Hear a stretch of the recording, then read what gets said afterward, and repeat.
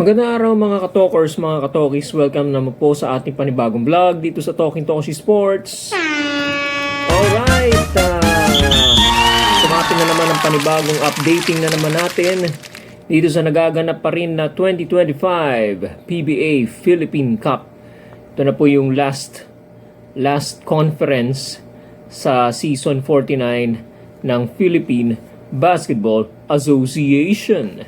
Alright, so without further ado, huwag na tayo magpatumpik-tumpik. Simulan na natin ang pag-update, no? Tungkol dito sa tournament na to, itong sa conference na to, mga kababayan. Okay, simulan na muna natin dito sa mga game results. Bigyan ko muna kayo ng update tungkol sa mga resulta ng mga laro, ano? Okay, ulitin lang natin yung naganap na game nung April 30, Abril at 30. Converge versus Rain or Shine, nanalo po ang Converge to the tune of 107-97. Alright? Samantalang sa pangalawang game naman, Barangay Ginebra versus Northport, isa sa mga pinakamataas na output, talagang nilampaso mga kababayan ng Ginebra ang Northport, no? Panalo po ang Barangay Ginebra Gin Kings over the Northport Batampier 131-106. Alright? At yung sumunod naman na game, May 2, Biyernes, ano? Sa laban naman ng NLEX at Blackwater Bossing, nanalo po ang NLEX 80-72. Alright? Ang Blackwater, napansin ko mga kababayan, lumalaban-laban naman sila. May laban sila, kaya lang kinakapos talaga sa dulo, no? Katulad nitong NLEX Blackwater, 8 points lang ang lamang, oh. Hindi naman masyadong tambak, masyado. So, tingnan natin itong Blackwater, baka pumalag, ano? Although mababa ang kanilang kartada, mamaya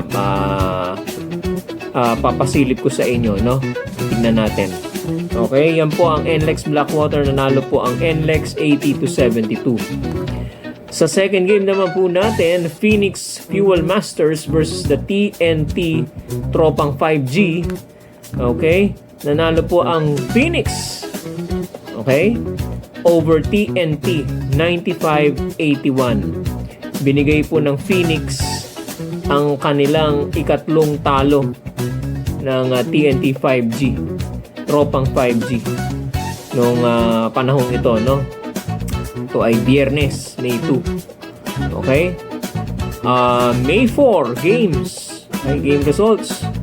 Tambakan na naman yung first game. What would you expect? Okay? Magnolia versus Terra Firma. Nako po, Terra Firma. Okay?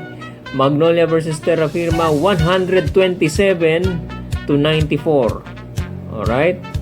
Isa na rin ito sa mga pinakamataas na output ngayong conference ito. Although ang pinakamataas ata, Barangay Ginebra, 131, ano? 127, Magnolia, Terra Firma, 94. Okay? And TNT versus SMB, San Miguel Beermen, nanalo po ang TNT Tropang 5G. Wow, first win po nila sa conference na to, no? 89-84. Sa mga nakaraang games, ano, medyo tambakan, ano, ang nangyari. Pero itong larong ito, so far, ngayong week na ito, itong time period na to na ating in-establish, ito yung ito yung isang laro na maganda, no? Close game, palitan ng lamang, no? Marami-rami ring lead changes, ano? Pero sa dulo na naig ang TNT by only 5 points, mga kababayan, over the Junmar Fajardo led team San Miguel Beermen. 89-84 po ang final score po dyan.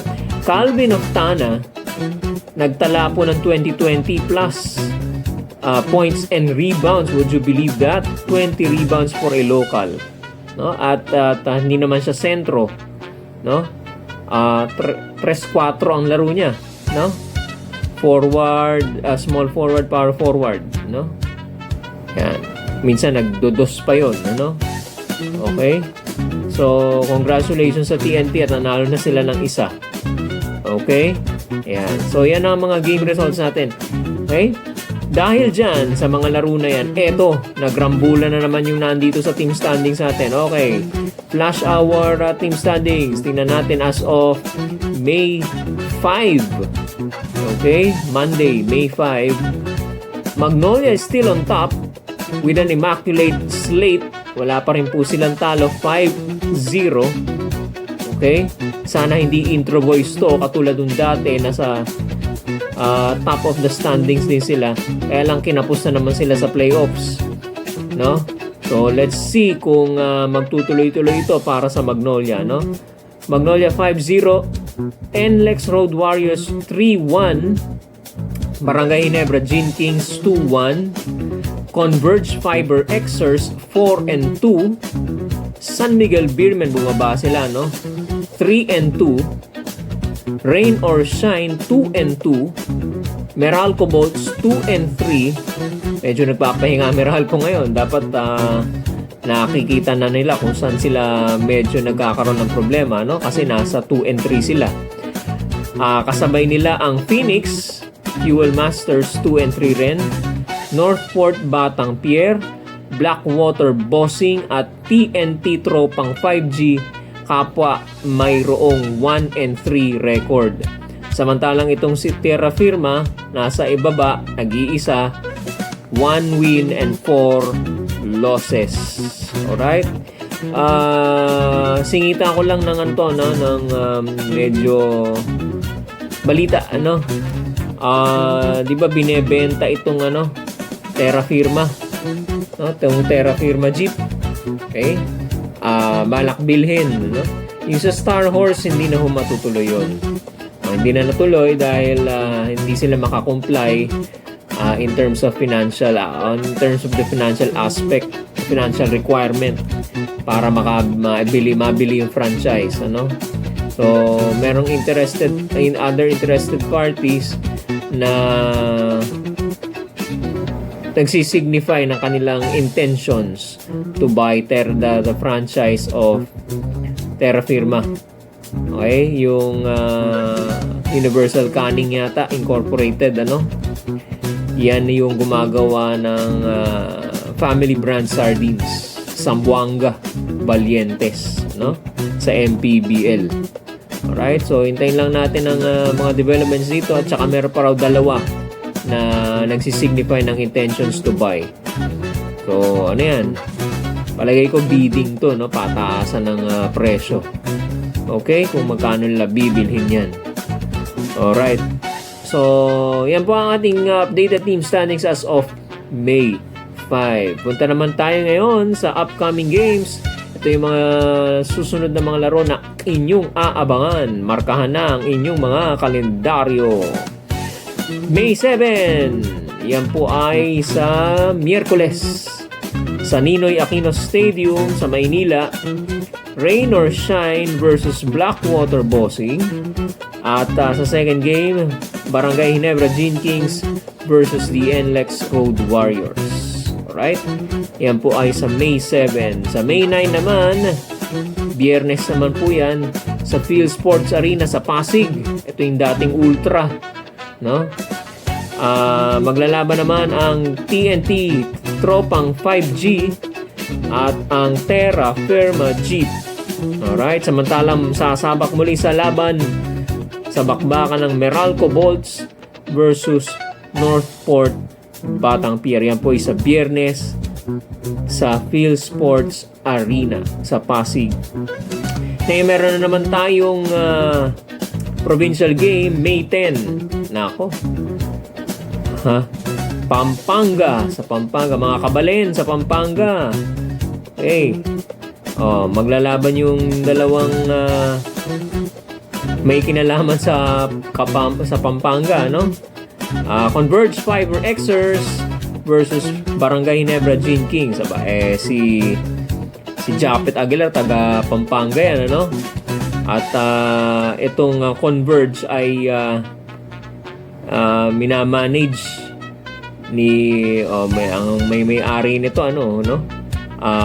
taga Pampanga, si Governor Delta Pineda. Ayan, no? So, tingnan natin saan kaya ito? Pampanga, ewan ko kung paano ang home court. May home court advantage ba to? No? Well, tingnan natin. Ayan, provincial game yan sa Sabado, no? May 10 sa Pampanga. Converge Fiber Xers versus na Barangay Ginebra Gin Kings. Alright? Balik sa Maynila. Literally sa Maynila, sa Ninoy Aquino Stadium muli. May 11. Bago ang eleksyon. Alright. Manood muna kayo ng mga laro sa PBA. San Miguel Beermen versus Phoenix Fuel Master sa ating first game. At sa second game naman, Magnolia Chicken Templados Hot Shots versus the NLEX Road Warriors. Yan po ay sa May 11 linggo, mga kababayan. Okay. So yan po ang mga updates po natin tungkol dito sa PBA 2025 PBA Philippine Cup. Hanggang sa muli po mga kababayan, patuloy po ninyong tutukan itong YouTube channel natin. Dito na kayo kumuha ng updates mga kababayan. Ipabalita ninyo. Dito na kayo kumuha ng updates tungkol sa PBA lalo na. Sa iba't ibang uri ng sports mga kababayan. Okay? At sa mga bagong pasok nanonood ngayon, huwag po nyo kalimutan mag-subscribe. Huwag po kayo mahihiyang mag-subscribe. Hindi po mahirap mag-subscribe at wala pong bayad yan. Libre po yan. Just hit the subscribe button dyan sa baba ng ating video o mismo doon sa ating YouTube channel page. May subscribe button po doon. Pwede po nyo pindutin yun anytime. Subscribe na po Huwag niyo ba kalimutan. Hanggang dito na naman po mga kababayan. Maraming salamat po sa inyong panonood. Magandang araw po sa inyong lahat.